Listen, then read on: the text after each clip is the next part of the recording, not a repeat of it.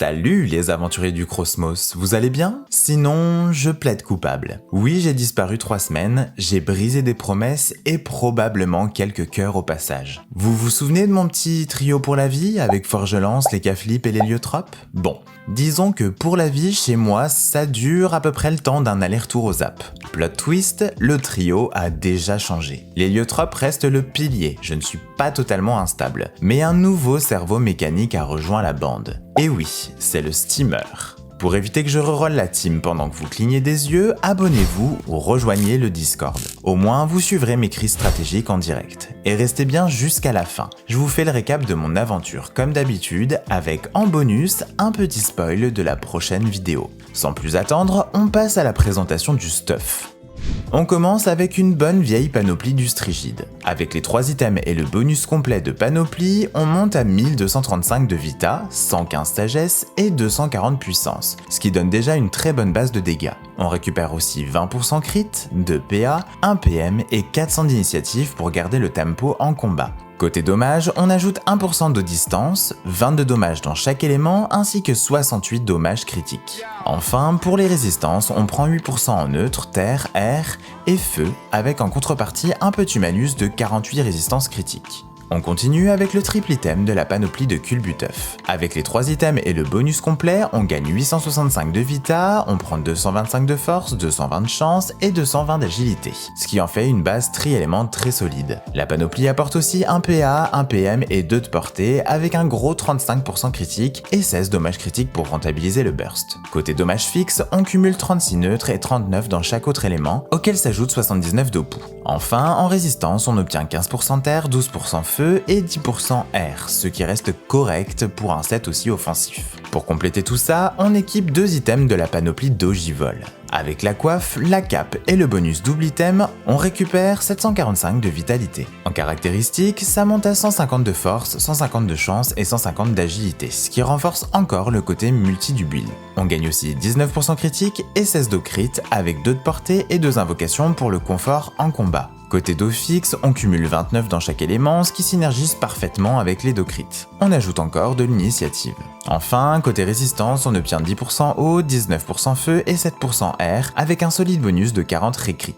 On termine avec un anorthographe et le Cocculte en guise de familier. Pour ce qui est de Dofus, vous connaissez la chanson. Soit vous aimez ce que j'ai mis et vous copiez, soit vous changez selon vos envies. Au final, le steamer tourne en 12 PA, 6 PM et 6 de portée, avec 4300 points de vie et 240 de puissance. On monte à 85% de crit pour vraiment abuser du do crit, avec 3 invocations pour le confort de jeu. En contrôle, ça donne 109 de tacle, 75 de fuite, 34 de retrait PA et 39 retrait PM. On affiche aussi presque 3300 d'initiative. Côté dégâts, on est sur du 112 neutre, 115 terre, 123 eau et 123 air avec un bon 149 d'eau crit, 79 d'eau pou et plus 1% d'eau distance. Enfin, en résistance, on tient 8% neutre, 23% terre, 29 feu, 12 eau et 27 air, avec un léger malus de 8 en résistance critique. Bref, un vrai steamer multi-d'eau crit orienté burst et pression constante. Mais tout ça, c'est du blabla. Vous, je sais ce que vous voulez. Du combat. Suivez-moi, le putsch nous attend.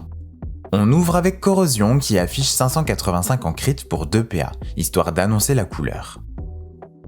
Torpille suit à 779 en crit, puis la suivante grimpe à 989 en crit grâce au malus répou de Corrosion. Nebuba activé, je pose la tourelle tour 2 et je la propulse niveau 3 avec surtension. En tour pair, ça commence déjà à faire mal. Tour 3, Torpille explose à 1947 avec le poison de Flibuste posé au tour 2. Armatan claque 1222 en crit, Corrosion monte à 775, et je termine avec Embuscade qui décolle à 2713 en crit. On enchaîne sur la voie haut. Tour 4, Périscope sort 757 en crit. Écume balance 1028 en crit, puis je replace Flibuste pour additionner le poison aux dégâts d'écume. Tour 5, Marée x2 pour charger le Dofus turquoise et Écume envoie du 2200. Périscope tape 1030 en zone croix, Marée envoie 1095 en crit tout en nous échangeant de place avec le putsch. Passage à la voie terre. Tour 6, Cabestan affiche 767 en crit. Ancrage inflige 839 en zone croix et Amarrage pose 563 en crit pour 2 PA en attirant la cible. Sous-Nebu-Haut, Cabestan monte à 1019 en zone. Ancrage frappe 1131 en crit. Et amarrage 744 en crit aussi. Petit coup d'arc à 2378 avec une partie en vol de vie. On conclut avec les variantes. Longue vue frappe 866 en crit. Courant envoie 1189 avec quelques dopous. Fouenne atteint 1051 en crit. Gouvernail tape 972 en zone. Et Ressac enchaîne 944, puis 935 en crit. Comme d'habitude, on part tester tout ça en situation réelle. Je vous laisse devant le combat et je vous récupère juste après. N'hésitez surtout pas à vous abonner pendant mon absence. Je vous remercierai à mon retour.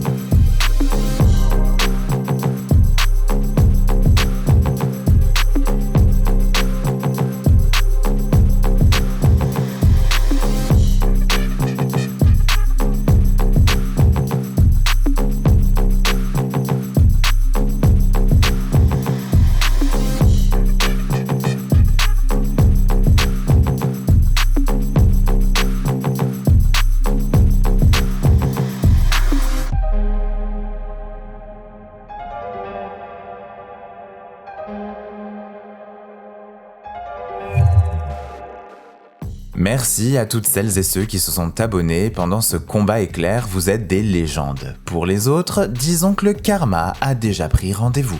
Depuis la refonte, j'observe que la voie haut a réellement gagné en intérêt sur le steamer. J'avais l'habitude de jouer multi-éléments en utilisant la voie feu, mais j'avoue qu'à part l'utiliser pour évoluer les tourelles, je n'y trouve plus autant d'intérêt face à la voie haut en mode multi. Dites-moi ce que vous en pensez en commentaire. Il est temps de passer au récap de mon avancée avec le trio, accrochez-vous. La dernière fois, je vous ai dit que je partais à l'assaut des quêtes du Dofus Ivoire, après avoir terminé l'alignement. Et évidemment, je n'ai pas choisi la facilité. À peine lancé, je tombe nez à nez avec le chat-l'œil. Il faut le tomber pour pouvoir aller discuter tranquillement avec Dardon Dakal dans sa petite salle annexe. Ensuite, j'ai enchaîné pas mal de combats solo, plutôt sages pour une fois. Premier passage à l'Externam, petite balade express, puis on me renvoie ailleurs comme un colis mal adressé. Direction Enutrosor pour rappeler à Nidas qu'il me doit de la thune. Petit détour aussi chez Talcacha. Et tant qu'à faire le donjon, je me suis dit, on tente le succès statut. Si vous voulez le combat en vidéo à part, dites-le en commentaire. Par contre, ne copiez pas la fin. J'aurais dû fermer les portails de l'héliotrope tranquillement, mais non. J'ai choisi l'option kamikaze, et j'ai envoyé les 3/4 de la team au cimetière pour le panache. À ce moment précis, mon cerveau a fait un écran noir. Besoin de renouveau. Déjà oui. Après la mage 3.5, je me suis dit que ce serait le moment parfait pour apprivoiser le nouvel Hypermage. Résultat, nouveau trio, Héliotrope, Steamer et Hypermage. Tant qu'à être lancé, j'ai aussi refait toutes les quêtes de Nimotopia, que j'avais totalement effacées de ma mémoire. J'ai joué au Twister avec une licorne sur mes 3 persos, rencontré la belle Anéris, validé les succès de premier et spécial au passage, combattu Hercule avec 2 poneys magiques, et en une fraction de seconde, me voilà déjà au combat tactique final. Et là, jackpot. Mes 3 Dofus Ivoire. Concernant le Dofus Vulbis, pas encore d'apparition divine. Enfin, pas totalement. J'ai récupéré mes 3 parangons pendant le week-end bonus butin. Avancer les quêtes et dépasser le drop en songe infini. Ça sent la fin, mais il me reste encore Crocusco à régler. Promis, c'est pour bientôt.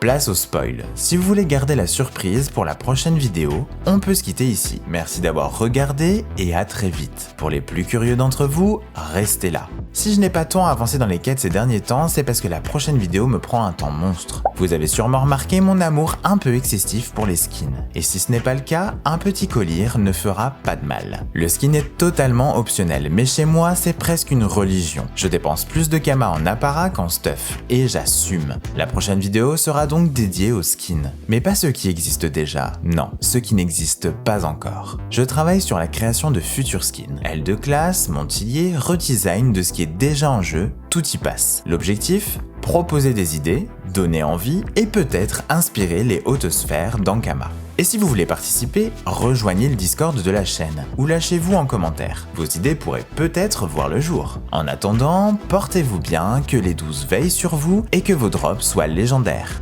Ciao!